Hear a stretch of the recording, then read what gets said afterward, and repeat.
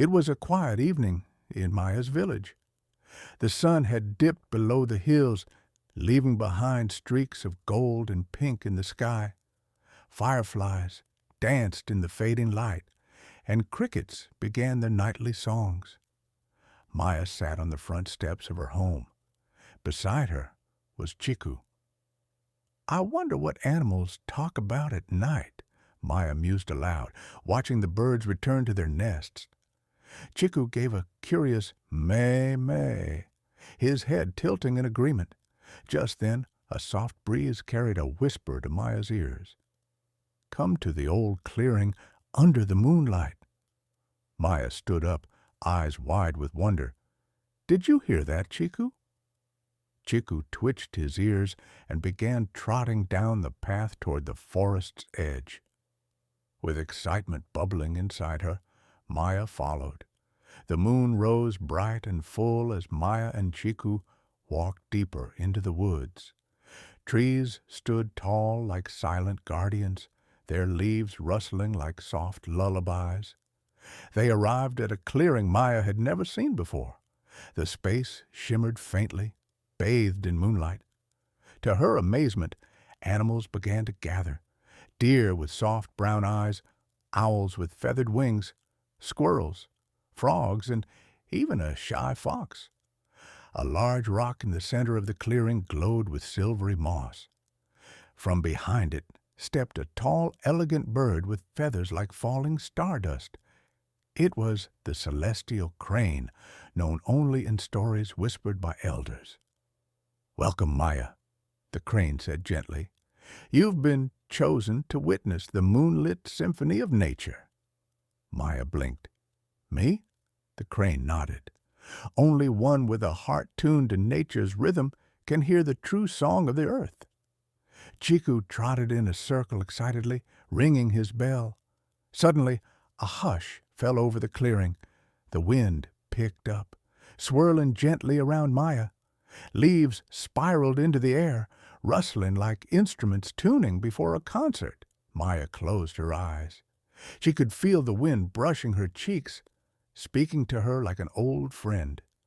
Chiku bounced happily, chasing a swirl of floating petals. A gentle, trickling sound joined the wind song. Maya turned to see a small stream bubbling through rocks at the edge of the clearing. Frogs began to croak in perfect time, and fish jumped like notes dancing across a page. "The water sings of memory," said the crane, "of every raindrop that ever kissed the earth."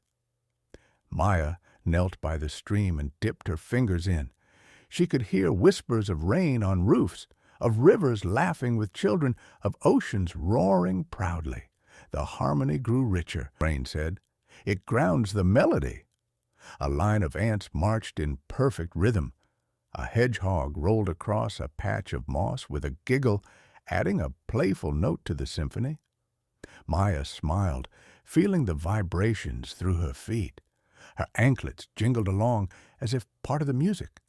Tiny sparks lit the night as fireflies rose from the grass.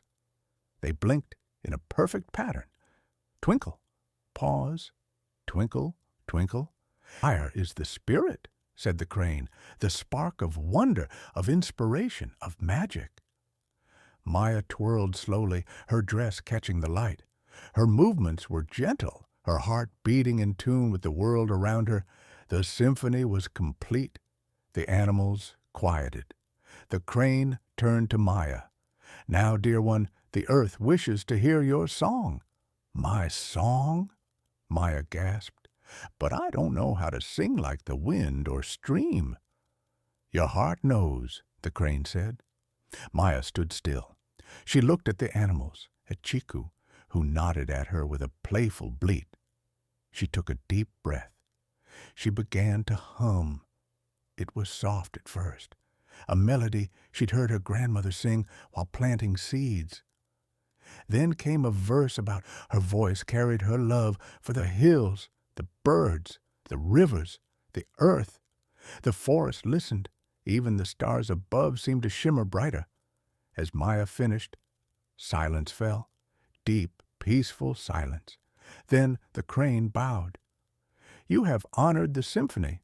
Tonight, nature sang with you, and you, Maya, sang back with love." A glowing pendant formed before her eyes, shaped like a crescent moon wrapped in a leaf. "This will remind you," said the crane, "that you are part of nature's music, always." Chiku gave a joyful hop, knocking over a sleepy raccoon. Everyone giggled. The symphony faded as the animals slowly disappeared into the trees. Maya and Chiku walked back, the moon lighting their way.